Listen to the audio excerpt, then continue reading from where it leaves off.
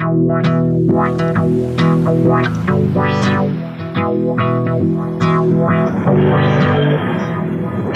and welcome to Desert Island Who, a Doctor Who podcast in which various members of the Doctor Who world take 8 episodes of their favourite show to a desert island. And as always, joining me is Conrad. Hello. And our special guest this week is John from the 5 Who fans. Well, formerly from the 5 Who fans. Also now known as the 1 Who fan. Yes. Hello. It's a pleasure to be here. Yeah, Before sorry. we get into your list, obviously you've been on 5 Who fans and you've recently done the video, the 1 Who fan, sort of showing your departure from the 5 Who fans world. What was that like to make that? Stressful. I've been planning to leave for about a year. So to finally do it was like, for ages it seemed like this far off thing. Then suddenly it was 2 very intense weeks of making the thing. And now I'm in this weird limbo where I still know what's happening behind the scenes on 5 Who fans, but I have no control at all. And it's like, my best friends have just stolen my thing and run off with it. But yeah, it was stressful and nerve-wracking. Lots of late nights and one very sleepless night. But I think people like it. So Well, I certainly yeah, like a video. Yeah. Oh, thank you very much. So it's odd to have me on here just after I've left the public fandom thing. But yeah, but you know, that's part and parcel of making yourself public on the internet. At some point you'll probably have to say, right, I need some time off. And also I one thing is I really want to just watch a series of Doctor Who without thinking, how are we going to review this? What jokes can we make out of this? Oh no, this is terrible. Why do we have to watch this? So I could relax and just enjoy Series 8 for what it is. So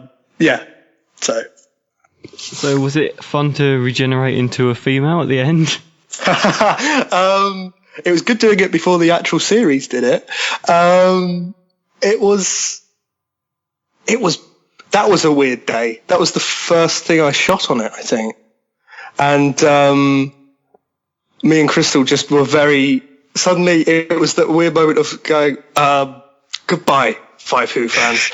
And then arching your back and throwing the Christ pose and realizing, God, this is very awkward. And then when Crystal did it to the other side of the regeneration, she also said, wow, these people who do it on the show, like Matt Smith, David Tennant, Christopher Eccleston, they're really good because they can pull it off with making it not seem so really awkward. I mean, it was only 2 people doing it for R1. I just can't imagine what it's like on set. For instance, David Tennant, to stand there doing that pose with everything exploding around you. It's given me a whole new respect to the actors that play the Doctor. And also Alex Kingston, who did the regeneration as well. And Derek Jacobin. And Derek Jack with the best regeneration. Yeah. Yeah. So now we shall move on to your list. Yes, and okay. Your first choice is... I'm very excited that someone has finally chosen this, because this is the first time anyone has chosen a story from this Doctor. It's taken too long. And now all the Doctors have been chosen now. Yeah, It's so... the last one waiting to be chosen. This is no. great. I feel so sorry for him. And your choice is a Dalek story. It's a Colin Baker Dalek story, and it is Revelation of the Daleks. I see you've been busy. Whereas you have been stupid, Doctor. Prerogative of a Time Lord. Yes. I really love Revelation of the Daleks. First of all, got to say that on 5 Who fans, we are huge Colin Baker fans. So it felt like a natural choice that, I need to pick a Colin Baker because he's just such an underrated Doctor. The problem, of course, we all know what the problem with Colin Baker is. He was mistreated in the writing department, and obviously massively mistreated by the BBC. So he never got that chance to shine. And it's always a bugbear of his era whenever you watch a story. But for me, Revelation of the Daleks is where it starts to feel like a different show is starting to show through, if that makes sense. It feels like, you've got all of these things, like Davros is superb in this story. The kind of Soylent Green aspect, it's Eric Saywood doing his kind of horror stuff. And obviously Eric Saywood, who loved to write these kind of new characters and build worlds in much the same vein as Robert Holmes. Probably not as successful, but in this story, I think he does it. And it just feels like it's changing tone, and it feels like it's an introduction to a new chapter in that Doctor's kind of lifespan. And sadly, it's the one where they pulled the plug. Obviously, Colin Baker is not really responsible for much of what goes on. I'm pretty sure you can remove Colin from the story and it will play itself out anyway, which is arguably a bad point. But I quite like the Doctor being an observer to events, and like he always plans to be. He, like he said in was it the War Games, as well as The Beast Below, he's an observer. He tries to observe things, but he always gets involved. So yeah, in the case of Revelation of the Daleks, it's quite nice to see him and Perry not arguing all the time, confronting a guy who looks like he's been boiled in chip fat, and then unraveling this plan of Davros, who's turned into a head in a jar. I think the best part about it has got to be the two the Knights of Eldaron. It is Eldaron, isn't it? And they're this kind of Jacini who wants to have that glory, that final kill, and but then he's slightly rubbish. I can't sit down because my leg will break. It's so funny. It's that dark comedy, which that classic. Davros, I take it you didn't tell you didn't tell people that they might be eating their own relatives. Certainly not. That would create what I believe is termed consumer resistance. That's glorious. That is absolutely so glorious. At the same time. Yeah, it's that kind of evil streak of comedy, that I love, and I long to see more of in Doctor Who. It occasionally comes up, and what are your guys' opinions on Revelation? Well, this is I'm pretty sure it was the first Colin Baker story I saw. Didn't used to be a fan of it, because sort of obviously coming into Colin Baker at first, a bit jarring. Yes. Watching A Vengeance on Varos the other week, I've now seen all the Colin Baker ones. It's very different, but it fits in with his era. It stands out as one of the best. Yeah. And I that's very fair. And I've got to say as well, it was my first Colin Baker story. And obviously, I wasn't exposed, the people who were there when it first happened, people were exposed to the twin dilemma. And I think that's always going to colour your image of that Doctor pretty badly. Okay, I'll get this. And this case is quite cool. And then the human Dalek, just these concepts that I obviously by that point, Bad Wolf and Parting of the Ways had already dealt with the ideas of humans becoming Daleks. So it kind of coloured it some more for me. It kind of made me really appreciate how horrible it was to see that. Bad Wolf, you don't see it. But you never see. You sort of just see Daleks. You don't ever see that there's been the human that was once there. Yeah, and of course this story adds that element. It's horrible, and you can understand why they probably wouldn't do it today. But yeah, like I say, great story. Obviously, Graham Harper directing, and just letting Terry Malloy off the chain. Obviously, you've got Alexis Sales, the DJ, which is something a lot of people have criticised, but I've always thought he was quite good as that.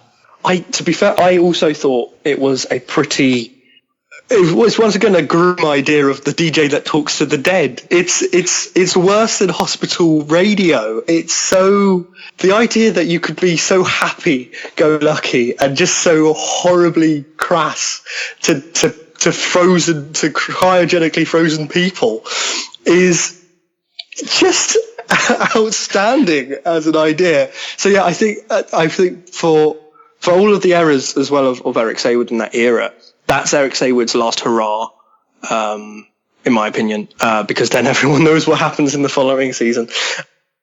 Now, your next choice is, continuing the little theme. It's the Dalek story, and it's the subsequent Dalek story, and it's seen as one of the best Dalek stories. It's been picked many times before. Many times. This is a very popular story, and it is Remembrance of the Daleks. Every great decision creates ripples, like a huge boulder dropped in a lake. The ripples merge, rebound off the banks in unforeseeable ways. 2007, I got this, and by that point, all I really knew about the Sylvester McCoy era is it was the era that the show died in, and all I knew was that there was a special weapons Dalek. That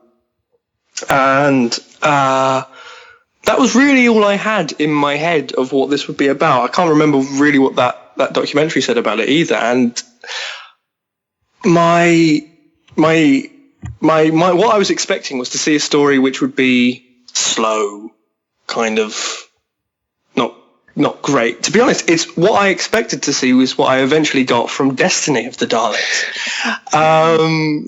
Just a kind of story that doesn't quite get the Daleks, and it looks cheap. And obviously it's the end of the show, so I expect to see wobbling sets and terrible acting. And what I got was a statement on like Daleks and racism, a really great love letter to the show, Dalek Civil War, explosions. That great pre-title shot gave me tingles. It still does give me tingles of just the Earth and the Dalek ship and all of the voices and just that slow rise on the synthesizer. So I cannot go a week without thinking, God, I could watch this. This is such a good one. In my honest opinion, as the fact as well that this comes from a first-time writer on the show, in my honest opinion, I think you could probably treat this script a little bit and make a Doctor Who movie out of it. And that's probably a controversial thing to say, but I'm struggling to get through the Target novelization at the minute, and that's also added so many other things to this story. So yeah, I think it's obvious why it keeps on being picked. It's bloody good. It's so bloody good, yeah. As well, thinking about it, it also kind of feels a little bit Moffat-y. You got all these in the first part. You've got all of these strands that come together in an unexpected way. Like, for instance, the Doctor keeps on seeing that girl in the schoolyard. And obviously later on it's revealed, oh my God, she's the Dalek battle computer. She's a big deal. There's the whole thing with Mike and Ace. And that Mike has a horrible death. He dies with the expression, just that expression on his face where he's got the boiled eggs for eyes. That's how I always see it. What do you guys think of this one? Because I think I'm just gushing over it, just because it's Remembrance of the Daleks. Well, it's a great window into the classic series for new series fans, because it's like a new series story, isn't it? Yeah, it really is. It's boring. It's not like something like Keys of Marinus, where I saw yesterday, around in the middle, you might sort of find it a bit long-winded. You feel like dropping off a bit, yeah, that kind of, the curse of part 4 and 5 in a 6-parter type thing. Yeah. That's all, because it's a 4-part story, so there's no longer than a 2-part news series story, and it feels like there's always something happening. I recently showed one of my housemates this at university because I think I was probably drunk, and I was going on about how, oh no, the classic series is great. It's all right, there's some good ones. And somehow or other I managed to harangue one of my housemates into watching Remembrance, and I think he was only going to watch the first 5 minutes. And we got through the first 3 parts in one night, and then the following day he came into my room and said, "Can we finish it, please?" And that said so much to me that someone who's doing a kind of animation degree at university, who isn't a huge Doctor Who fan either, who puts up with it because he has to live with me, decided, no, actually, I'm quite taken by this story. I want to see it. And his reaction to it was, yeah, that's pretty good. And he said about Sylvester's Doctor, he said, to start with, I wasn't sure. But actually, by the end, I really got him, and I really enjoyed it. So, yeah, it is that perfect window into the classic series. That sound effect that plays every time you see through a Dalek's POV, and like in the first episode especially, I'm thinking, frightened me. And I was about 15 when I first saw it, and that actually, oh god, that's actually quite creepy. So for this story to work like that, and as well, all of, like as I'm sure has been said before and will be said many times again, that kind of the parallels of the racism that play out. Your next choice is another Dalek story. What a surprise! We're gonna run. And it is the first time that a certain Northern Doctor encountered the Daleks, and it is Dalek. I've come to help. I'm the Doctor.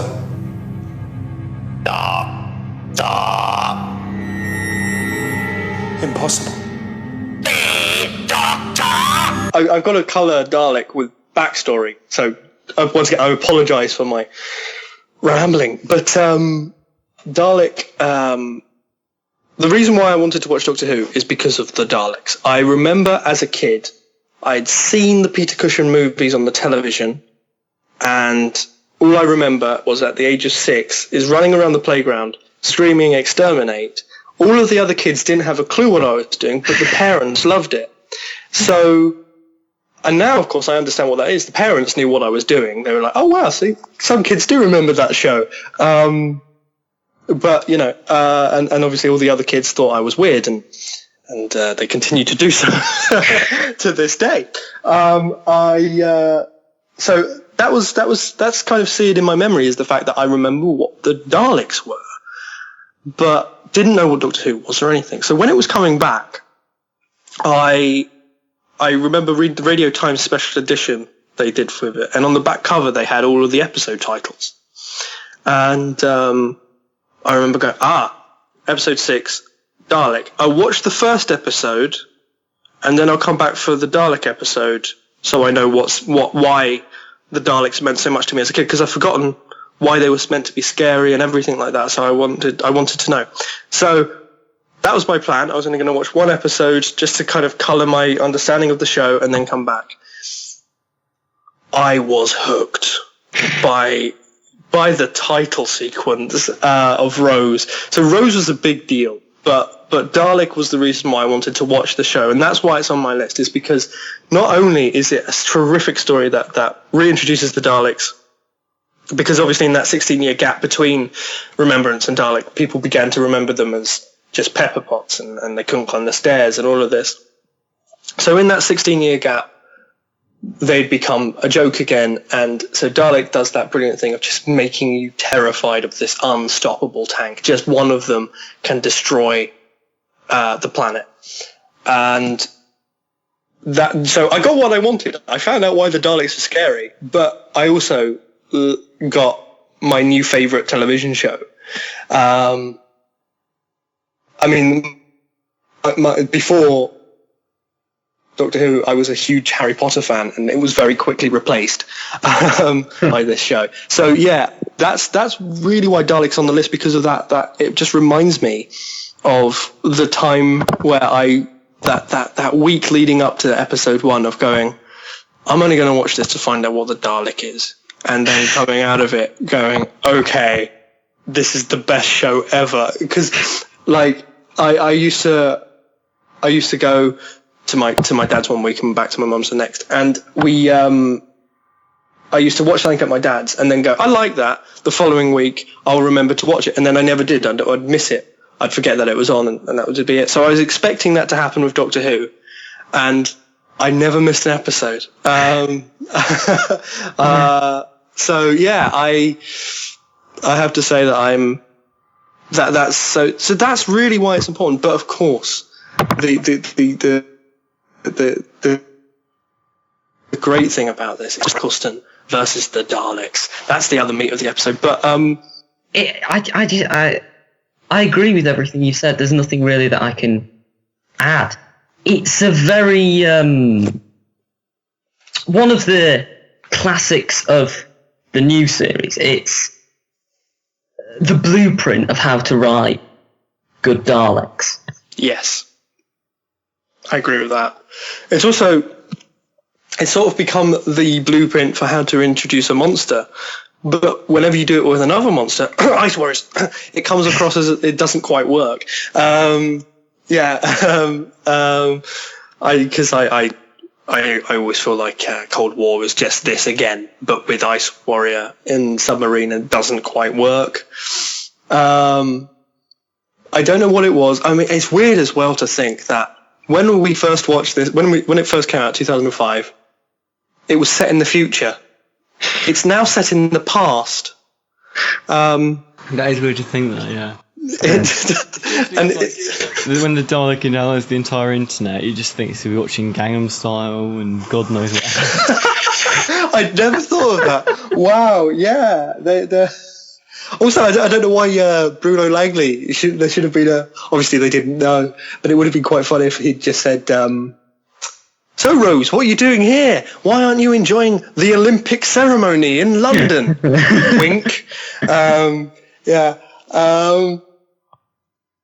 It's smashing though, and going, after Dalek, I've gone on to see I've gone on to see other media films and stuff, and I think it's the last in the Bourne films that had the original Jason Bourne has the James Henry Van Statten is the actor who plays that, is in a lot of big Hollywood films I've seen since. And it just makes me realise, wow, Series 1, but as well, Series 1 and Dalek especially had a draw to bring in quite a few good actors, as obviously that Christopher Eccleston scene, absolutely captivating. And one of the most important moments in especially New Who, but probably Doctor Who history, and just kind of because I think what was clever is that when the show came back, the first 5 episodes, they don't dwell too much on the classic series. You don't get to it. You get a hint, I'm a Time Lord. My planet was destroyed in a war. That's kind of it. That's all you get. In Dalek is when they first go, okay, so this is what happened. I think it was great to test the waters with the audience. Just looking back at its placement in the series is really important. It's a case of going, okay, here's Doctor Who. He can go to the future. He can go to the past. He can fight farting aliens in Downing Street. Now, if you've stuck with it through all of that, here's the Dalek. And they didn't bring the Dalek into the first one because that would have been silly. Because you shouldn't be focusing on you should be focusing on the Doctor.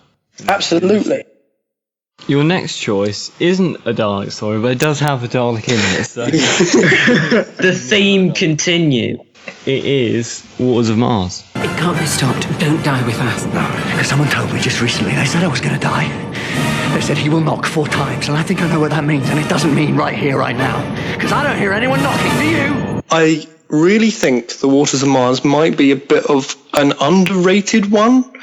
I really do love Midnight. But I've seen Midnight so many times now, I kind of feel like I can put it to one side and look at something else. Also, like, the 10th Doctor, I loved the 10th Doctor while he was the Doctor.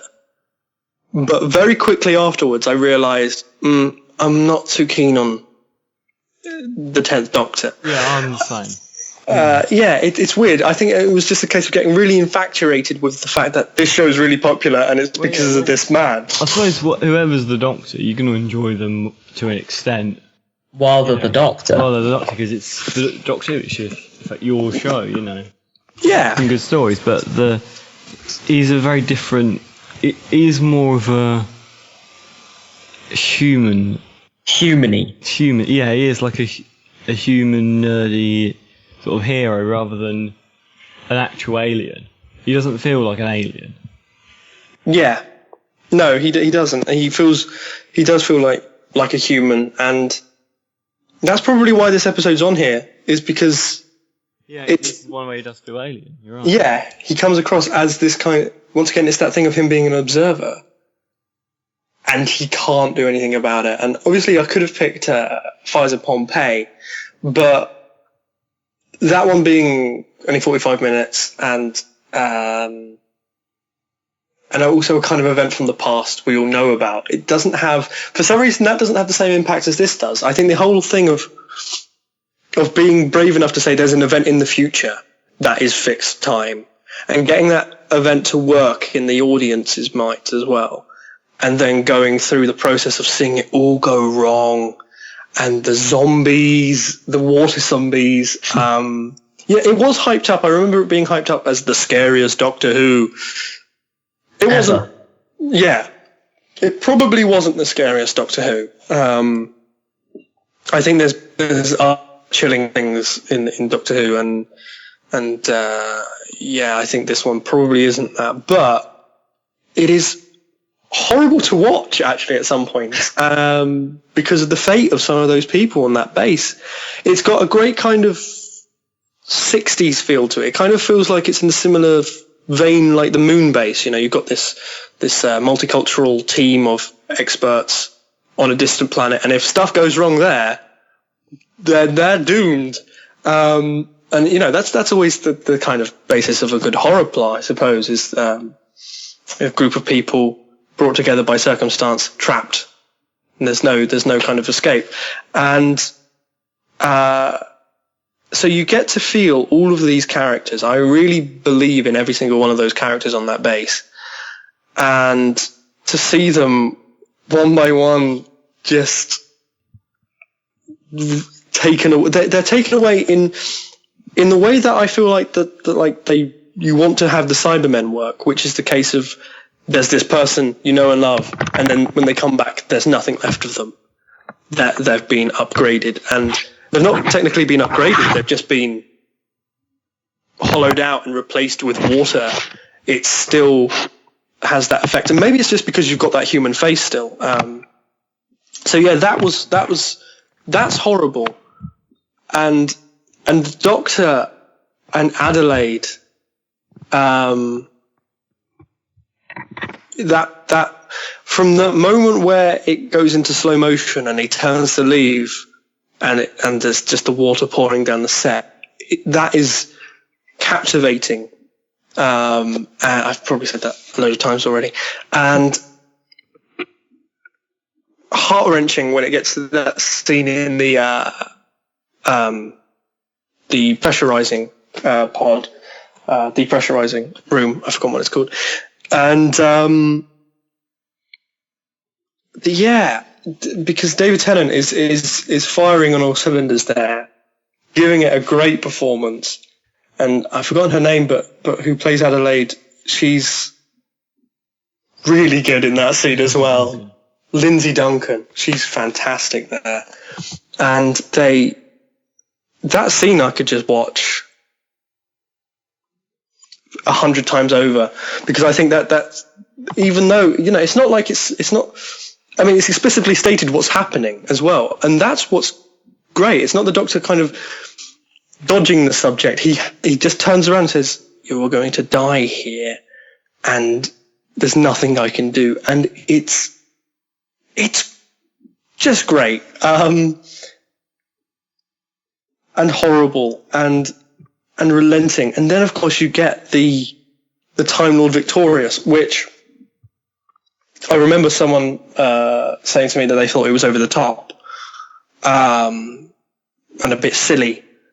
I thought it was great, and it's what I wanted more of from Doctor Who. What I like about Doctor Who is the fact that we have this hero, but he has this dark side to him, and I want to explore that more. I want to see more of that, and going forward as well, there's a lot of on my list which kind of expand on this. And the Doctor's dark side was great to see revealed here, because you see the moment where it clicks, that moment where he stands up in the fire on Mars. I don't know if there would be fire on Mars, but whatever. You get that moment, you get all of those sound clips, and you just know he's gone too far when he comes through that door, and you're rooting for him, but you're scared of what's going to happen to him, and what he's going to do. What he's going to do, and I was lapping it up. I loved it, and I couldn't wait for the end of time. And then that clip came up on Children in Need where he's like talking to the dude in the snow. Oh no. It failed. I'm sorry. I do not like the end of time. I do not like the end of time. And sorry. Much better if the Doctor had regenerated in the Waters of Mars. If that had been the last episode, if it had become the Time Lord victorious, and if he had been maybe killed to try and stop him going too far, like the Ood threw its ball at him, or even if Adelaide shot him to try and stop him. If she had, that would be a very dark moment. And then he realises just as he's about to regenerate, he's gone too far, and then Matt Smith says. No, yeah, that could have been quite interesting. I would love to see a story where the Doctor goes far, where in the last story, the Doctor that we loved, that we've been travelling with, becomes this horrible person, and we just want him to go, but we want him to come back before he goes, and that kind of... That would be nice. That would be great. And obviously we don't get that because they have to make him the hero. He has to be remembered happy or not wanting to go, which will cause debates on fan forums for decades to come. I don't want to go. Your next choice is an introductory story for Mr. Tennant's successor. Yes. And it is The 11th Hour. Well, that'll hold it. Oh, yeah, of course. It's an interdimensional multiform from outer space. They're all terrified of wood. This is amazing. Now, whatever... Fourth person to pick it. Sorry. Everyone listening. You have to think of something new to say. Yeah, I do. Matt Smith's good, isn't he? Isn't Matt Smith good though, eh? He is. Oh, Matt Smith's great. And, I'd say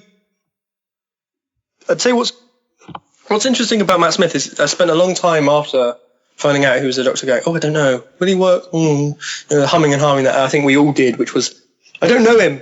I'm scared of him. He's going to ruin the show. And then the thing that sold me about Matt Smith was actually that trailer where him and Amy are laying in the grass. When I saw that, I instantly connected with his Doctor and got it. So this story is great because it's his introduction, and the second his head pops up over that out of the doors, that's it. He's the Doctor. Boom. And you just see him form over the course of this episode.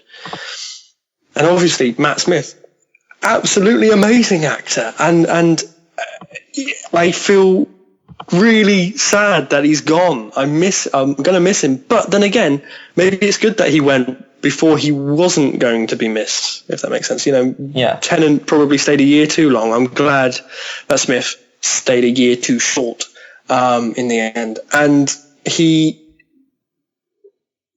he's just absolutely great in this. But the other thing as well is, like, whatever has become of Stephen Moffat as a writer, whatever people's opinions are, his story and plot and the kind of beginning of the arc in this season, as well as this story, is sublime, I think. And like the 11th Hour was, I watched it and I instantly watched it again. And I think I watched it like once a day for the following week after it came out, because I was so in love with it, and I still am. I think Stephen's said some very interesting things of late regarding the 12th Doctor and stuff, which is the whole or it just seems that he has this opinion that to do a new Doctor story you need to have all of these old things come back to help transition the audience. And he keeps on saying how hard it was to do the 11th Hour with a whole new cast and a practically whole new production team, and to sell it as the same show. I think he did a great job, and I think that's what the show needs every 4 or 5 years. You need to come in and just say, right, totally different, boom, because you take the rug out of all of the audience's feet and you say, let's start running again. Let's go in a different direction. And the 11th Hour seemed like such a statement of intent. It was, this is going to be much more fantasy. This is going to be, which I know some people don't like, but I particularly love it. This is going to be much more fantasy. This is the kind of way we're going to treat the companion. This is the way we're going to treat the Doctor. And this is the I am the Doctor theme, and you're going to get sick of that quickly, aren't you? It is a shame that they kind of gimmicked. Is that a word? They kind of turned everything into a kind of gimmick and a cliche, and just that they kind of formalized the 11th Doctor, which is a shame. I know technically they did that with the 10th Doctor as well. I always say by the end he was playing a parody of himself, and the fact that but the thing is, you could see that in the writing for the 11th Doctor, whereas in this first season he was new and they were trying different things. And I genuinely actually enjoy every episode in this season. I know people don't like the Silurian two-parter, and I say that's understandable. The kind of most people just don't like the design of the Silurians, I think. I think the interesting thing is, however, I found it I find it a great adventure, and it doesn't have too many plot holes, and it feels like it's leading on to something better. And obviously the sad thing is now we know what Silence Will Fall will mean, and isn't that a shame? Maybe it was better not knowing, but well, it had to event. And was it ever going to meet our expectations? Probably not. But it's a shame it had to end that way. But yeah, the 11th Hour, it just feels like they all got it right. That the show looks beautiful as well. It was the first time they really took advantage of HD. I knew they switched to HD in the 2009 specials, but this was the first time you get that kind of soft focus shots. You get lovely, rich color schemes playing out, and that kind of sound effect that plays with the crack as well, that kind of deep throb, sticks with me. I can hear it right now in my head. It's that kind of, it captures the imagination in a way that similarly Series 1 did, and all the others kind of can't quite do. And I hope we get something like that with the Capaldi season coming up. First season. Series. Yeah. So your next choice is a story which I'm glad. When I saw this on your list, I cheered a bit because it's one of my favourites, and no one's picked it yet. So I think that last discusses my love for it. It's another Series 5 episode, and it is Amy's choice. Something is overriding my controls. Well, that took a while. Honestly, I'd heard such good things. Last of the Time Lords, the oncoming storm, him in the bow tie. Now this one came out of the blue. It's from a writer that we've not had back. It was in the middle of the season, so by this point, people who are enjoying the season are going to stick with it.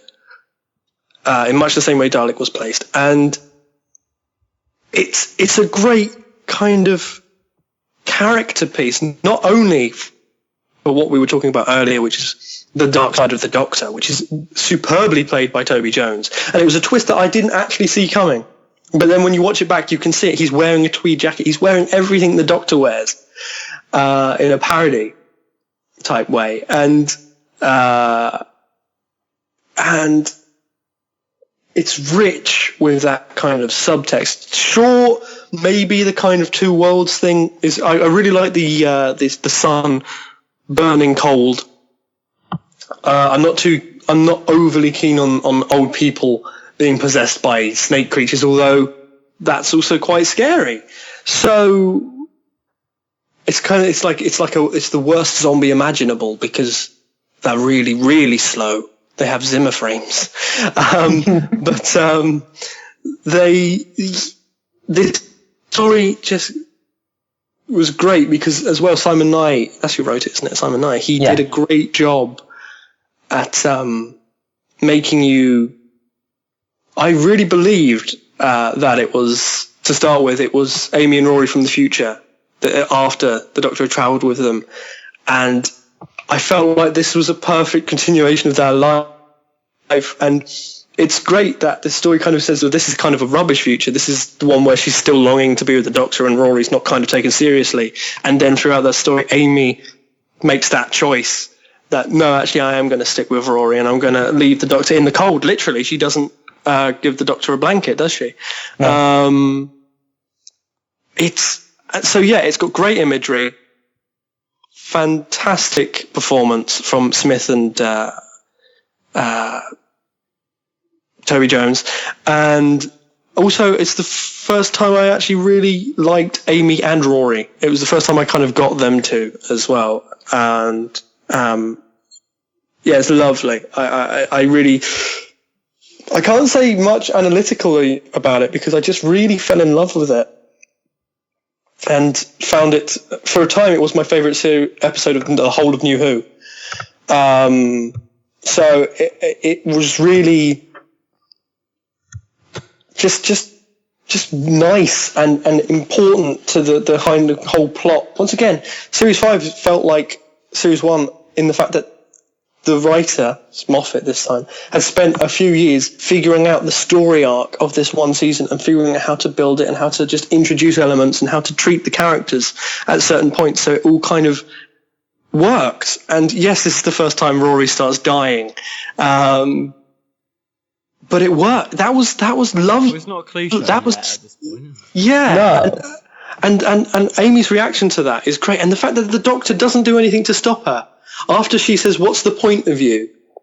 He kind of just knows that he's failed and just lets her go. You know, just goes with her, which is great as well, because that's the kind of friend that's one of the best friends you could have, is someone like the Doctor. Even though probably it's not great to have someone who is willing to drive you into a house.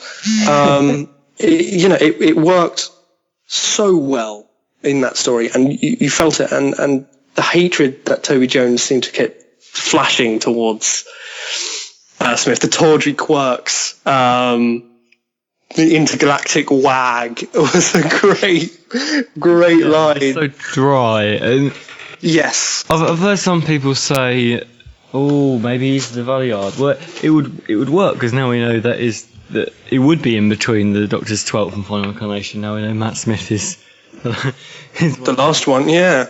But I kind of hope not, because the Valeyard was kind of terrible. Yes. I mean, and like the Dream Lord was so much better in execution. He really is the Doctor inverted in a way. The problem with the Valeyard is he comes across as a moustache twirling villain. You know, he's like, "Oh yes, my Doctor, I will take your future lives." It's the Master again.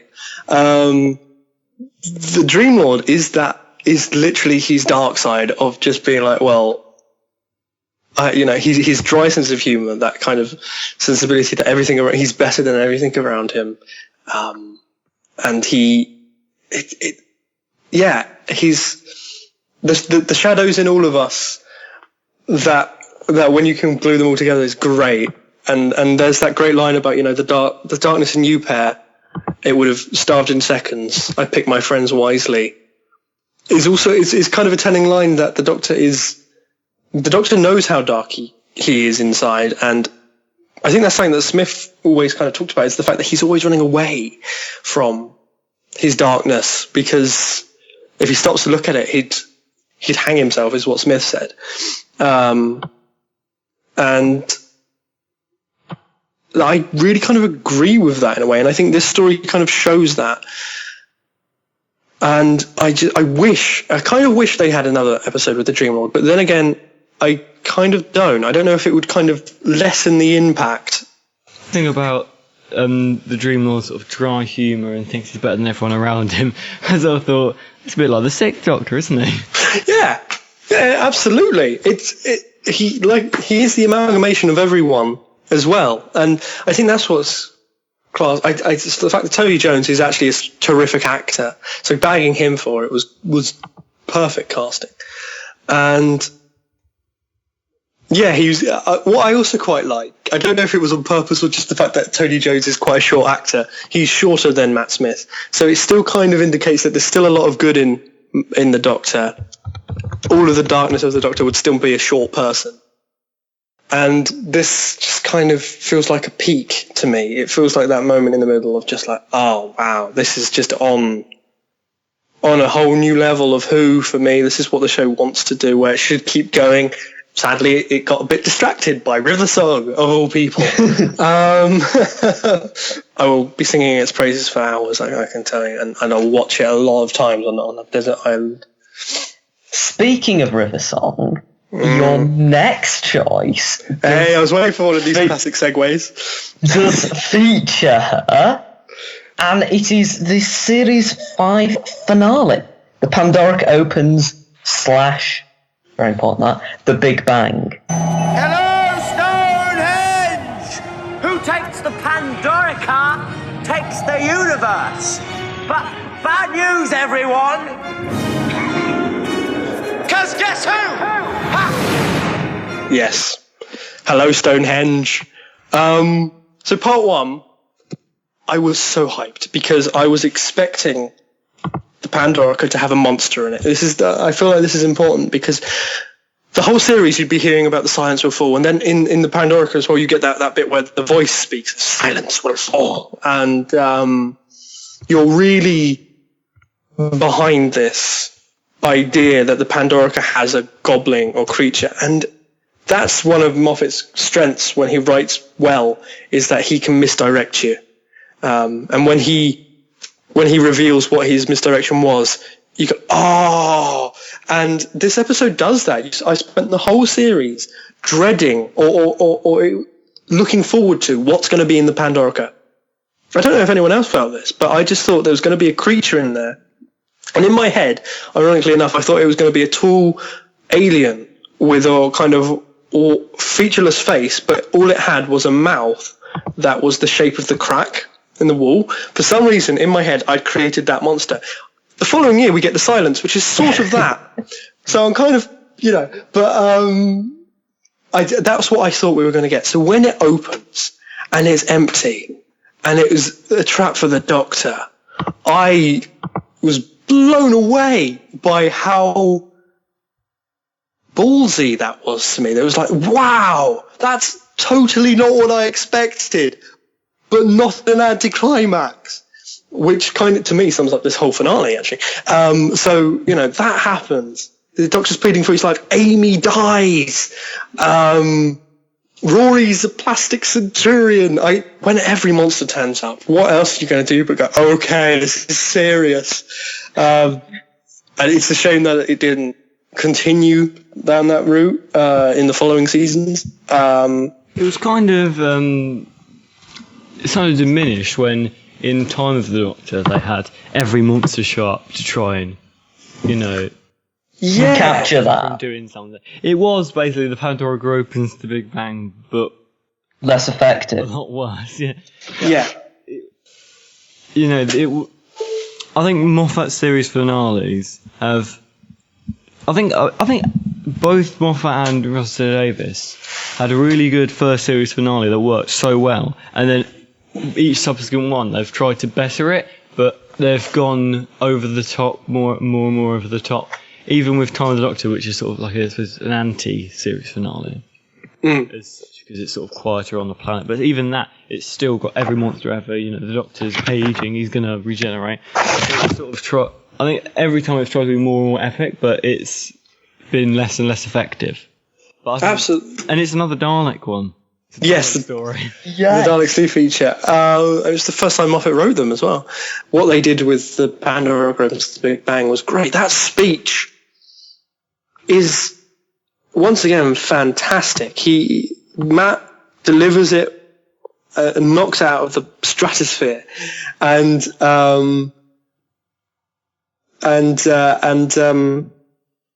the writing is pretty solid in my opinion. And the whole, everyone bashes part 2, which is of course the fact that at the end of part 1 you get a shot of the universe exploding, and then in part 2 it's just running around in a museum.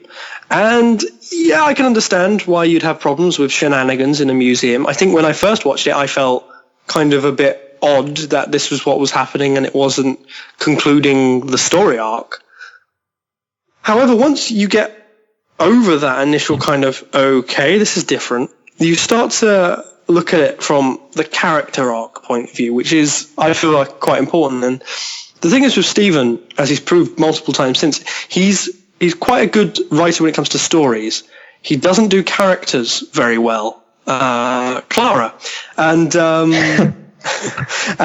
so you end up with these kind of vapid, empty shells of characters, and you kind of go, this is a bit weak, but the story's all right. It's just I can't really be invested. And Series 5 has that. He really concentrated, as well as on the plot, he figured out the characters, and you get that, like I say, the lovely kind of character arc for all of them, the Doctor, Rory, and Amy, and it all pays off in the Big Bang. Right down to, you don't need your imaginary friend anymore, which is lovely. It's a shame they kind of kept on revisiting that.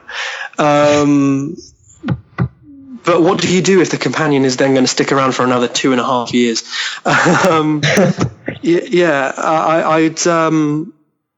I'd really say though it's that Moffat got it right, and more like that, please. And that whole sequence of him being unwritten from time, and that his goodbye to Amelia is slightly moving and also lovely. That just, I hate repeats, and then he just takes his last bow and walks out of existence. It's the hero of the Doctor and the reason why I love him, and it's the reason why I absolutely adore Doctor Who, and that series encapsulates it. And in my opinion, if I'm going to be honest, I'd probably recommend these days Series 5 over Series 1. I'm sorry, Billy. I really think, though Series 1 is fantastic, I just can't look beyond my love for Series 5 and everything that it got right, and that's really it. I've got to be honest. So you're saying Out of the Pandora opens sort of brings together the plot line of sort of the heroism of the Doctor. But another story which does that is your final story. And it is one which you are the 5th person to choose it. Wow. Yay! I think it's something new to say. Wow, really? Okay. This story, The Day of the Doctor. Ding. What's that? It's a machine that goes ding. Well, I'm actually kind of surprised it's been picked so much, because I get although then again, lots of people do love this story. Number 1 in the 50th anniversary poll, wasn't it? Yes, it was, and I don't know if that's. I don't know if that's strictly right. I think that's mainly because it was the latest story. But it was really good. It's a very hard one to talk about, because obviously we're all fans. And we'll love something like this, which is a big present to the show. So it was only going to be listed the Five Doctors, to be honest, because to me they're both stories where I can sit and I could have nothing on in my day and therefore be sitting there looking at my DVD and Blu-rays and just think, oh, I could put on the Five Doctors. And there's no real reason why. You just decide, Five Doctors, yeah, all right. And you can easily watch that. It's just very consumable because it's just one film from the classic series. But it has all the Doctors in it. And it kind of does a good job of encapsulating that feel for the first 20 years of Doctor Who. The Doctor's a bit different. But I still have that feeling of, oh, I could watch that at any time. Although I'm forcing myself not to watch it now until the 50th anniversary box set comes out. The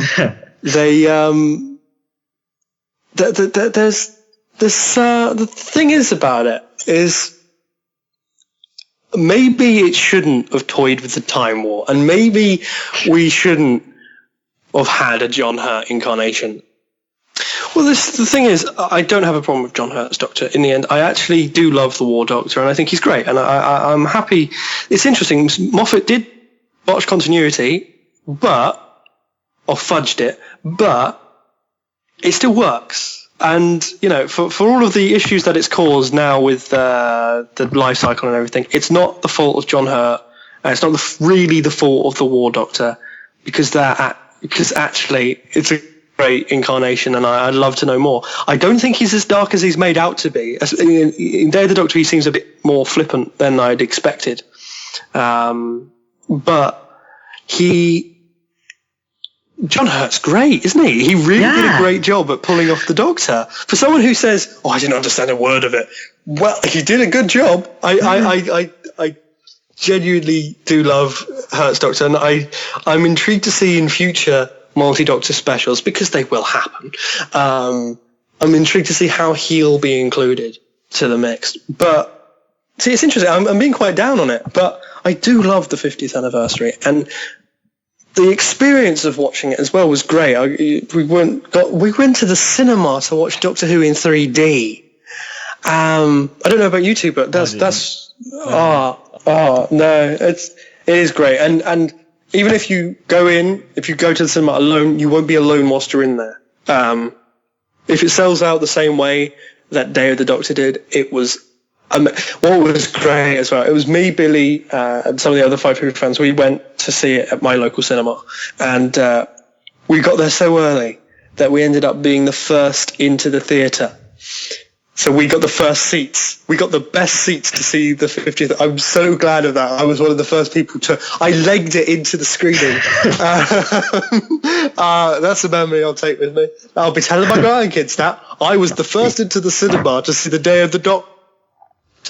Oh, wow, Grandad, Gransden, you're so impressive.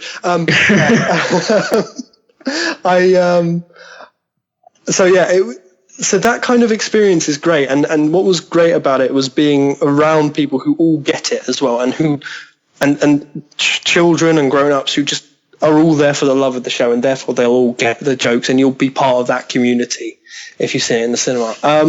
It's great to see Smith and Tennant in this episode as well as John Hurt. I really think that David Tennant did a great job of being the Doctor again, but not the annoying 10th Doctor he became. And I can't get enough of Matt Smith. And also, it's the first time Jenna Louise Coleman, she starts to act differently, because that story arc, the Impossible Girl story arc's over. She's starting to become a character. I mean, her being a teacher at Coal Hill still seems to come out of nowhere and is ultimately just there for fan service. She still has a great little turn in there, and I found her speech at the end of the Doctor, a warrior and a hero speech. It didn't seem as annoying as it would have if she hadn't have developed her character a little bit in that story. So yeah, it's ultimately the Day of the Doctor's there just because I need it. It's a chance for me to watch every Doctor on screen in some capacity, even if it is through blue spheres of archive footage. It's that, it's got Capaldi's eyes and just all of those memories of seeing it as well.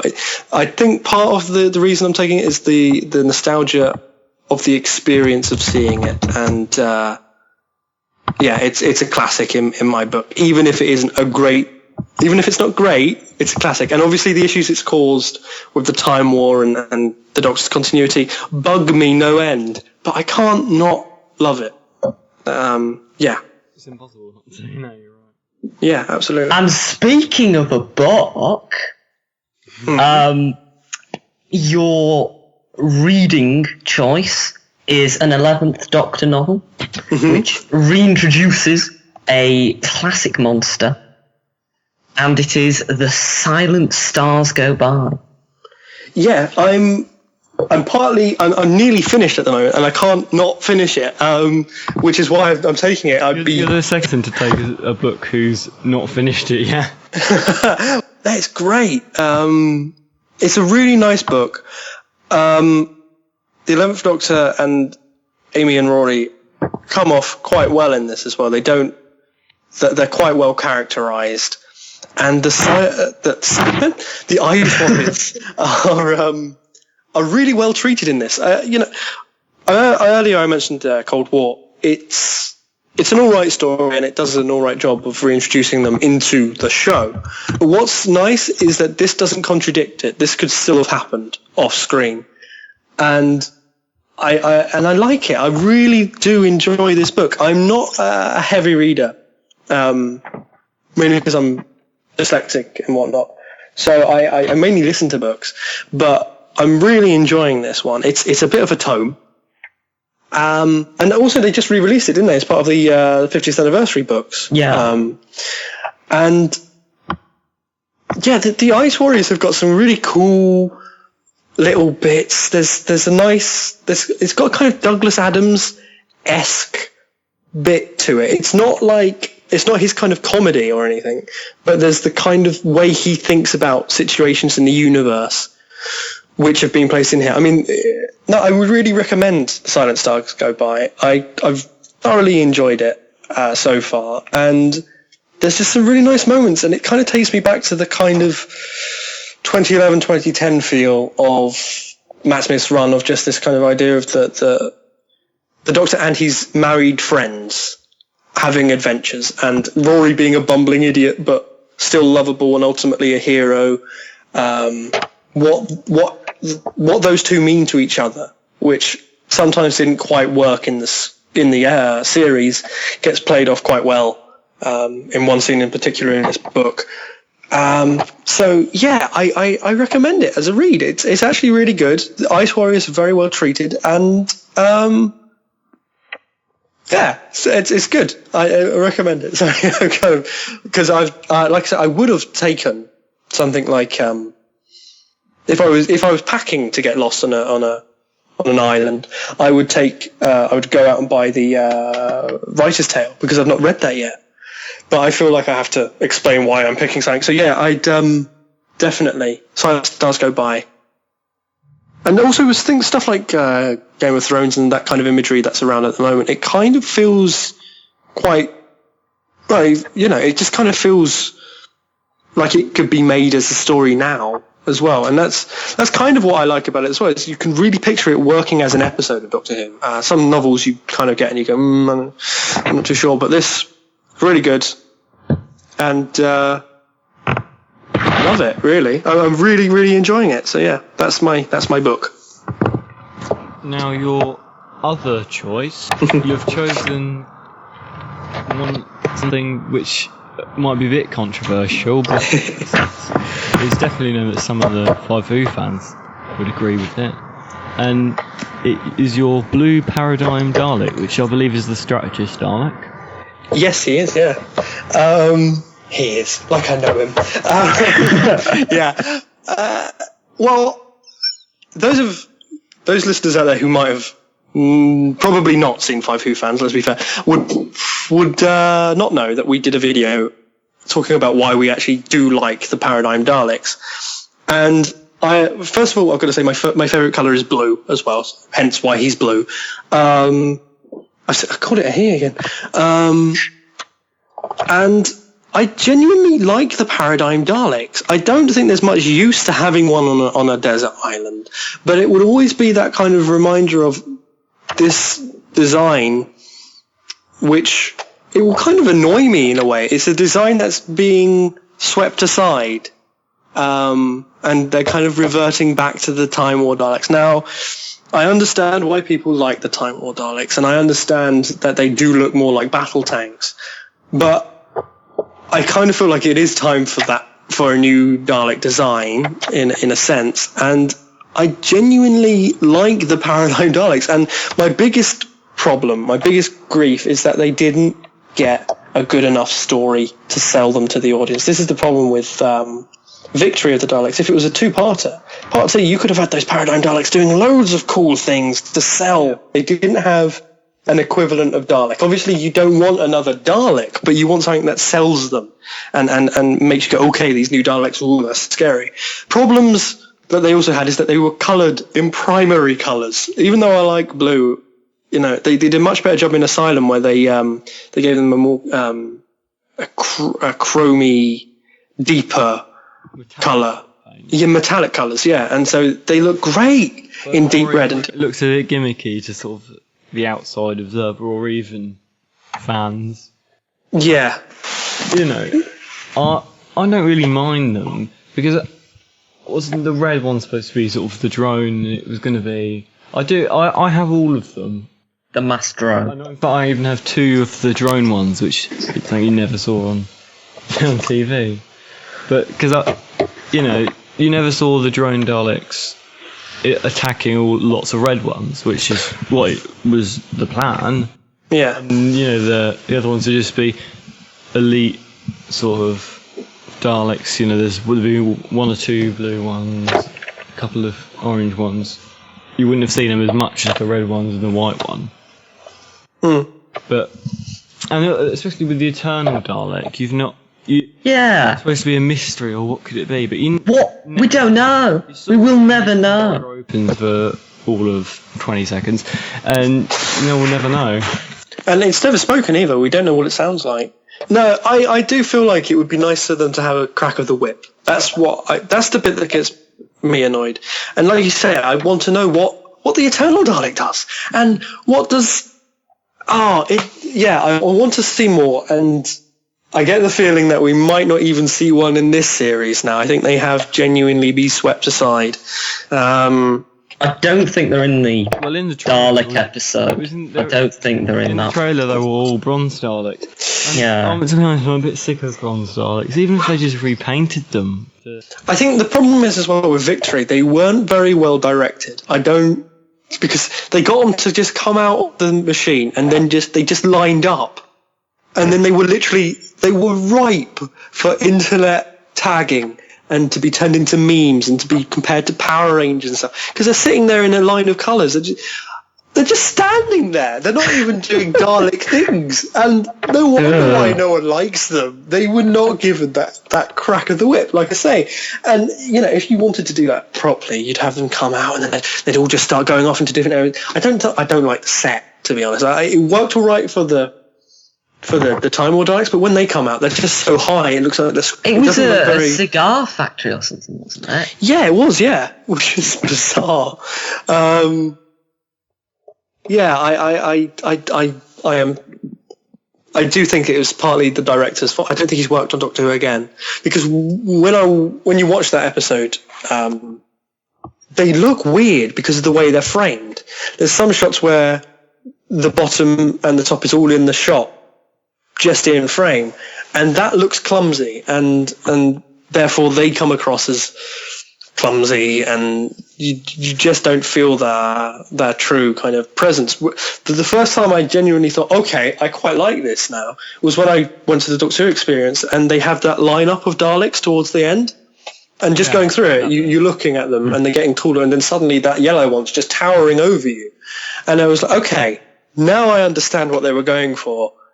And they kind of got that right in Asylum. I kind of felt the size more in that, but you know, some people will argue Daleks don't need to tower over you. Some people will say, you know, which is fair enough, but it will always come down to that. It is a big bugbear of mine, and I'll always grumble when I don't see them. And it's a shame they'll probably just end up being faded out, but who knows? Maybe someday someone will write them a good one. So thank you everyone for listening. I've been Comrade. With me is Will. Hello. And Jon Gransden, ex-5 Who fan. Yes, thank you for having me. It's been a pleasure. You can see all his past videos on 5 Who fans if you go on the YouTube channel. YouTube.com/the 5 Who fans. And are you doing anything else at all that anyone wants to we're doing a podcast every now and again, and I think I'm going to be in charge of that. But for the next year, I'm going to be concentrating on completing my animation degree. So I'm kind of going to go into hiding after this. So thank you for being with us. And and listeners, we will not see you, but you will hear us next time. Thank you for listening. Bye. Bye.